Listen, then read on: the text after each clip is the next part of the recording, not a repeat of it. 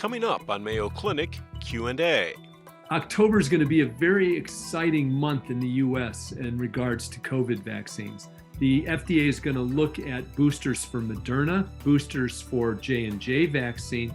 They're going to look at extending that EUA for Pfizer vaccine down to 5 years of age, so 5 to 11-year-olds. How soon they'll start immunizing kids after that EUA approval would probably be within a couple of weeks. Along with the prospect of vaccinating children, there are other signs of progress in the fight against COVID-19. We have a lot of reason for optimism here. We're going to see approval of an oral antiviral. We're going to see extensions and I hope mix and match allowances. And we're already seeing the value of people getting immunized and the downturn in the pandemic. Welcome everyone to Mayo Clinic Q&A. I'm Dr. Helena Gazelka. We're recording this podcast on Monday, October the 11th, 2021. Well, the cold weather is looming and experts are encouraging people to continue to get vaccinated as we're beginning to move back indoors because of the cold weather. Soon, those eligible to be vaccinated may include children ages 5 to 11. Here with us to discuss today is our expert, Dr. Greg Poland from the Mayo Clinic. Welcome, Greg. Good morning. Good morning. Happy Monday. Thank you. It was an early start to the day today. Well, I'm glad that we just are continuing your day while you're and keeping going. Greg, can you tell us what's going on with kids and the EUA or the emergency use authorization request by Pfizer to vaccinate them? October is going to be a very exciting month in the U.S. in regards to COVID vaccines. On the 14th of this month, the FDA is going to look at boosters for Moderna. On the 15th, boosters for J&J vaccine. And on the 29th of October, they're going to look at extending that EUA for Pfizer vaccine down to 5 years of age, so 5 to 11-year-olds. This is coming a little faster than we thought, which is good. Wonderful. How soon they'll start immunizing kids after that EUA approval, and I'm guessing they'll get that approval, would probably be within a couple of weeks. Notably, the recommendation is shaping up to look like for 5 to 11-year-olds, they'll get a 10 microgram dose rather than a 30 microgram dose. So they'll get a third of the dose that people 12 and older get.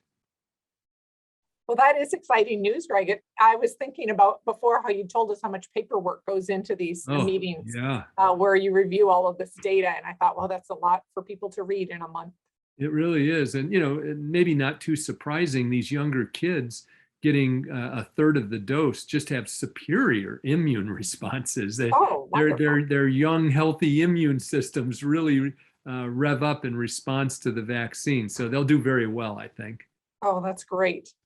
Such good news since we are more indoors at this time of year. Indeed. And, with school starting, we've certainly seen surges in different areas. We're concerned, about this rough pattern that has occurred since the start of the pandemic of every 2-3 months a surge, then it lets up a while, everybody relaxes, and that sparks another surge. And school is one of those, particularly with the Delta variant. So I'm really, really happy that we're going to be able to protect kids.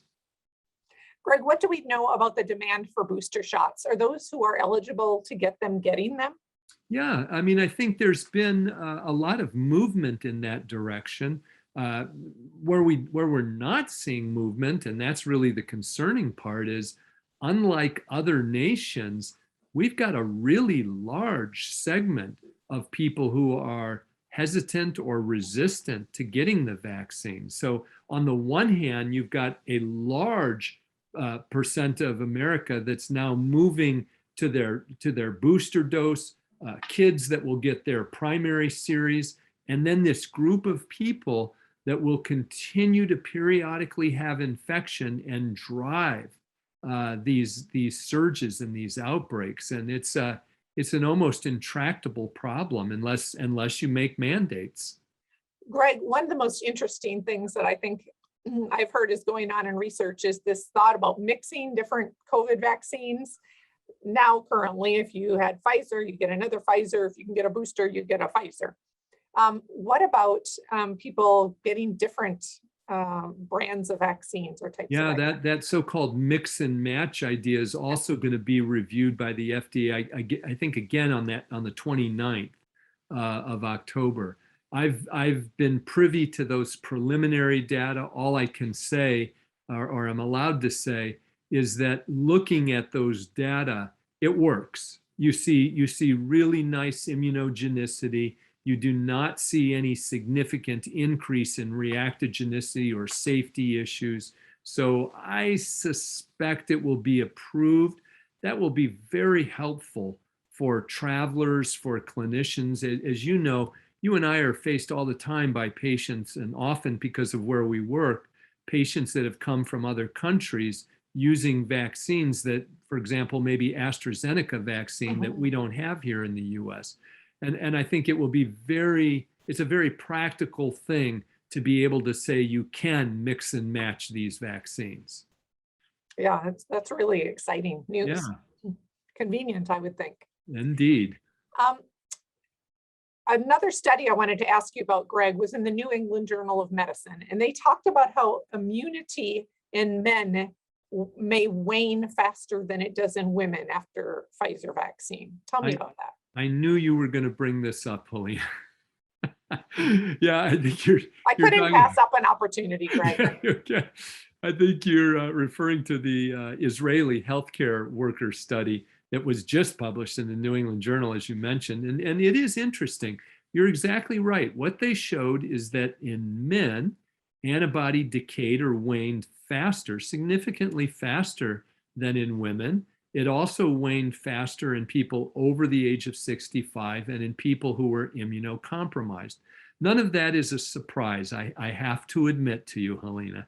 I've studied vaccines for 40 years, and in every vaccine that I have studied, women have superior immune responses to men. They just do. We don't know precisely why that is. I know you and my wife have offered an explanation, but it's not a scientific one. So we'll leave Sometimes that. no explanation is required, Greg. But I think that the point is that as I have written about for almost 2 decades now, in time we're going to move toward a more personalized or individualized vaccinology approach. It may well mean, for example, that men need a booster sooner than women, or maybe it's at least older men need a booster before older women do. Those are the kinds of things that having data like this would enable. It also fits with the clinical picture that we see. Men have suffered more in this pandemic than women in terms of hospitalization, deaths, et cetera. Really? So, it does fit with the clinical data. And then it's incumbent on us to design policy around that. What's the status of the Merck antiviral pill? Well, this is another area that's exciting. I mean, it's going to turn out that the fall here is good news. It is. It's in very terms exciting. of this pandemic. So molnupiravir is the name. It's a mouthful of the antiviral. The dose is going to be 2 pills taken twice a day for, I can't remember now, is it 4 or 5 days? I think 4 days. We don't know yet how low of an age you'll be able to use it in. So don't have that information yet. But the exciting thing is that it cut the risk of hospitalization and death by 50%. So, like all antivirals, it's not a miracle cure, but the earlier you get to that infection and treat it makes a significant difference. Now, why are we so excited about this over the antiviral we have or monoclonal antibodies? This is oral. All the rest have to be administered by injection or IV infusion. So you can take this at home, perhaps. You could take this at home. And the nice part about this is this kind of fits with the same paradigm that we already have in clinical medicine with treatment of influenza with an antiviral. With influenza, in fact, we now have an option where you take one pill one time. We're not there yet with COVID-19, but who knows as more research occurs. So this is very exciting news to be able to treat people who develop COVID, regardless of whether they got vaccine or not, as an outpatient, and decrease that surge demand that we have seen on the medical system. Greg, is it known yet if that antiviral would be used in conjunction with monoclonal antibody, for instance? Yeah, there probably wouldn't be a need to simultaneously do that. Now potentially, you could envision maybe some clinical scenarios where you're sort of throwing everything at the fire to see what would help. But the antivirals tend to work best the earlier that they're used. So you really don't want to wait until somebody's on a ventilator in the ICU. And again, that's the value of this as an oral outpatient treatment. So the earlier you know, the better. It Right. sounds like when you have a Right. So we don't know quite yet when this drug will come up before the FDA for review. I imagine pretty quickly, since we already have the high level efficacy and safety data, and almost certainly, unless there are any surprises, it would end up getting approved. Say, Greg, this is a little off topic from COVID, but I wanted to get your take on the malaria, the first ever malaria vaccine that the World Health Organization is endorsing. Tell us about that. That sounds like amazing. Well, news. we will finally be able to eliminate malaria in Minnesota. we have a cure for that in Minnesota. It's called winter. We don't have any mosquitoes. Right, and it's coming soon. We don't have mosquitoes then, but you're exactly right. There's a vaccine called the RTSS, Mosquirix is what it's going to be called, made by GSK. And this is very interesting. Looks like it's going to be a 4-dose series.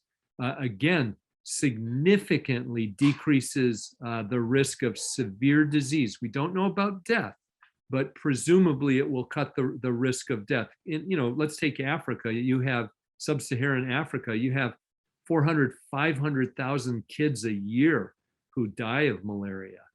Now, this vaccine is probably only about 50% effective. So it's a start. One study showed 30% efficacy. So it's a start, and it probably only lasts about 4 years. So it's not a panacea, but a very exciting new paradigm for a vaccine against a parasite. Parasites are very complex organisms. So this will be a vaccine against a parasite, and for a pathogen that has ravaged the human population for centuries and centuries. So this is very exciting news in the field of vaccines. That's great. Any other thoughts you'd like to share with our listeners today? I want to push a little bit, Helena, just because we have seen some very, very sad cases nationally, and that is the importance of immunizing women who want to get pregnant or who are pregnant with COVID vaccine. And again, this has a double benefit. It protects the mom and it protects the child, both unborn and immediately after birth. In fact, I know this is going to sound almost unbelievable. The risk of death in a pregnant woman with COVID is 70% higher than in a non-pregnant woman of the same age. And, by the way, we see similar kinds of statistics for pregnant women who develop influenza. So particularly that second to third trimester, it's really important that a woman be updated with pertussis vaccine, COVID vaccine, and influenza vaccine. So it's also a reminder that in the midst of all the COVID information, there are important things you can do to protect your well-being, your health, and your life above and beyond COVID. And that's pertussis, shingles, pneumonia, influenza vaccines. Wow, I had no idea, Greg, that the risk of flu was high, so high. Yeah, in pregnant women. And, we talked about a twindemic last year, and I think I've mentioned before, now the concern is over a tri or even quaddemic. What has happened is last year we saw almost no influenza. I personally did not see a single flu case. That has never happened in my career, never. But we were wearing masks. We were distanced at that time. By pretending that the pandemic is over, we've already seen more cases of influenza than we did all of last year. And we've seen surges in RSV, respiratory syncytial virus, which makes people sick, but it can kill young kids and elderly adults. And when we don't have a vaccine against it. So we really do want to urge people, be careful here. You're going to hear news, and I think it's true that the COVID-19 pandemic is going to wane, and it has waned quite a bit already in the last few weeks. It will wane further. But many predictive models concerned, it's speculation, but based on what we had, the pattern we have seen over the last 19, 20 months, concerned that as we get deeper into winter with travel, the holidays, et cetera, that we'll see another surge, both because of the large number of unvaccinated people and waning immunity where you see breakthrough cases. So in summary, Greg, what are you thinking and feeling this month about the trajectory of COVID-19? Well, I'm really pleased. And as you can tell, there's some serious things to attend to, but we have a lot of reason for optimism here. I think we're going to see approval of a vaccine for kids down to age 5. We're going to see approval of an oral antiviral. We're going to see extensions, and I hope mix and match allowances for vaccines. And we're already seeing the value of people getting immunized and the downturn in the pandemic. I still have concerns about the people who are not immunized, but I think we can be very positive here, particularly as we get to the holidays. If people will remember what we said all along: hands, face, space, and vaccinate, and it will serve them well. Our thanks to Dr. Greg Poland for being here today to be our virology and vaccine expert and to give us our COVID-19 updates. I hope that you learned something. I know that I did. We wish each of you a very wonderful day. And be safe, everyone. Mayo Clinic Q&A is a production of the Mayo Clinic News Network and is available wherever you get and subscribe to your favorite podcasts. To see a list of all Mayo Clinic podcasts, visit newsnetwork.mayoclinic.org. Then click on Podcasts. Thanks for listening, and be well. We hope you'll offer a review of this and other episodes when the option is available. Comments and questions can also be sent to Mayo Clinic News Network at mayo.edu.